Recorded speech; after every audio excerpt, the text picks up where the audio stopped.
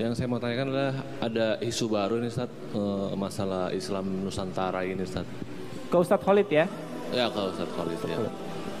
Itu sebetulnya apa sih latar belakang mereka itu, terus apa maksud dari adanya Islam Nusantara itu tersebut?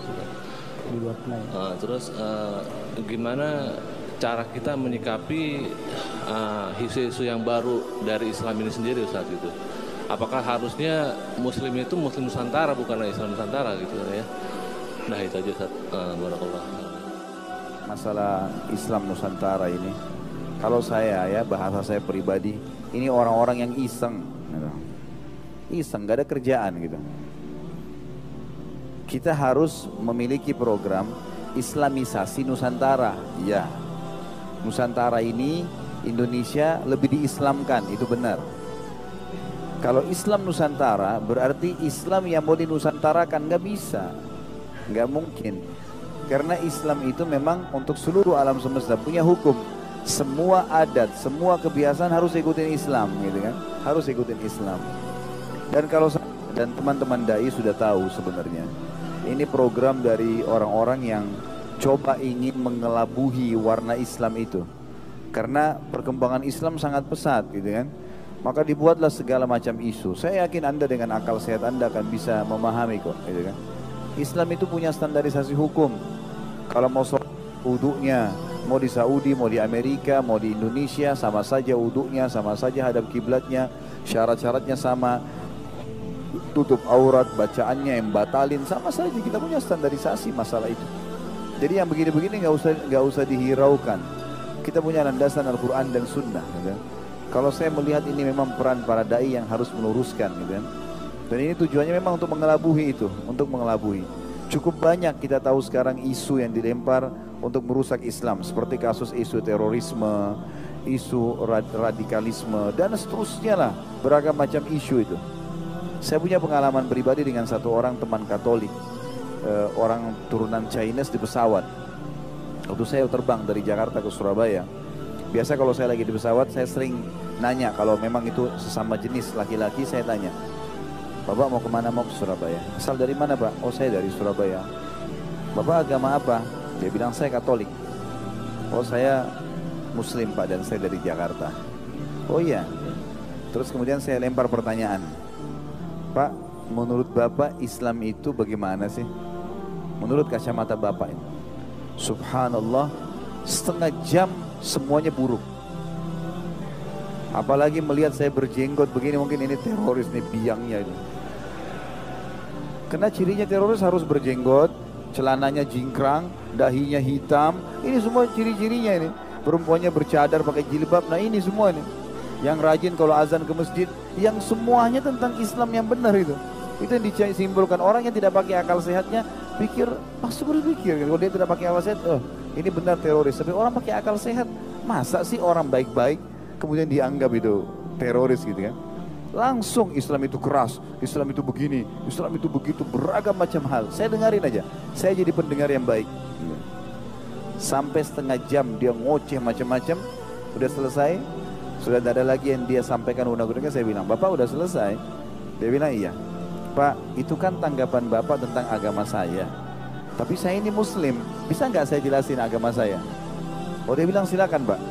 Saya bilang pertanyaan pertama saya, Pak. Karena yang pertama dia bilang Islam itu suka membunuh, gitu kan.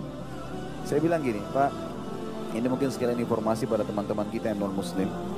Jadi saya bilang, kalau ada satu orang Katolik yang membunuh, apa Bapak mau kalau saya bilang semua Katolik pembunuh? Enggak Pak. Begitu juga Islam, saya bilang. Kalau ada satu orang yang berbuat kesalahan, jangan semuanya. Kalau satu orang abri buat salah, satu orang itu jangan semuanya disalahin. Itu kan dengan akal sehat kita bisa tangkap, saya bilang gitu. Dia bilang betul Pak. Saya bilang iya, emang begitu. Karena Islam tidak pernah menyuruh kita membunuh. Apa Bapak sudah tahu dalam Islam ada konsep jihad namanya? Oh iya saya dengar itu yang sering membunuh, digunakan untuk membunuh. Saya bilang bukan digunakan untuk membunuh Pak. Itu digunakan untuk menawarkan Islam dan membela diri pada saat diserang. Namanya jihad. Itu perang suci dalam agama Islam. Bapak sudah tahu belum dalam Islam, kalau umat Islam lagi berhadapan dengan musuh di medan perang, wasiat yang disampaikan Nabi kami Muhammad SAW dan juga para pemimpin ya, yang akan diwariskan pada pemimpin perang semuanya, itu mengatakan tidak boleh bunuh orang tua, nggak boleh bunuh perempuan, nggak boleh bunuh anak-anak, nggak boleh bunuh orang menyerah, tidak boleh membunuh hewan-hewan, nggak boleh rusak tanaman-tanaman, nggak boleh rusak tempat ibadah, nggak boleh rusak fasilitas umum. Ini semua.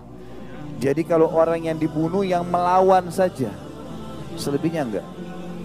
Oh begitu Pak, saya bilang iya begitu. Dan itu Bapak bisa baca dari semua buku Islam. Lalu kemudian lebih dari setengah jam, karena 1 jam sekitar 10 menit waktu itu penerbangan. Alhamdulillah dia memburukan Islam setengah jam, saya menjelaskan Islam itu malah 40 menit. Dan akhirnya dia terbalik semuanya. Apa yang dia tangkap dari saya, karena penjelasannya secara ilmiah, saya berikan contoh-contoh. Tentu saya nggak bisa jabarkan semua di sini. Makanya dia bilang terakhir, begitu ya Pak Islam, saya juga punya Quran terjemahan di rumah gitu. Bahasa dia mengatakan punya Quran terjemahan di rumah, sebenarnya itu adalah sinyal hidayah dari Allah Subhanahu wa taala. Tinggal dia mau ikut syahadat atau tidak. Selebihnya kayak Dr. Philip tadi begitu bingung, beliau nggak tinggalkan agama Islam, beliau cari tahu. Dan tadi ada yang saya tangkap, yang terjemahan yang beliau sempat mengatakan pada saat beliau bingung dengan buku-buku fikih, khilaf diantara yang disebutkan sebentar Hanafi, sebentar Maliki, beliau mengatakan maka saya tiba-tiba mengambil sebuah konsep ya, dalam hidup saya harus mengambil Islam dari sumber asalnya. Itulah kota Madinah, maka saya memilih kota Madinah gitu kan.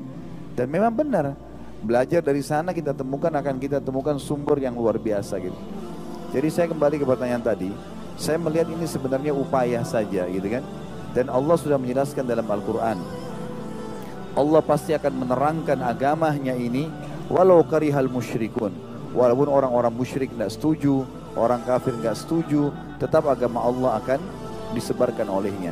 Jadi tugas kita ya sebagai seorang muslim yang benar dan muslimah, hadir di majelis ilmu yang benar, belajar dari para teman-teman ustadz, kiai ya, siapa saja yang jadikan pewaris para nabi ini, yang memiliki ilmu yang kapasitas ilmu dan kapabilitas yang cukup, sehingga memang selalu cirinya rujukannya Al-Quran dan Sunnah ya, kembali kepada sahabat. Maka kita akan tahu bagaimana Islam klasik itu, dan dia akan terus jalan bersama dengan waktu modern sampai hari kiamat. Kejayaan di situ. Dan tidak usah terpengaruh, tidak usah dibaca bukunya, nggak usah juga dicari tahu, karena nggak perlu semuanya. Itu hanya akan menghabiskan waktu kita sia-sia saja. Allah alam gitu.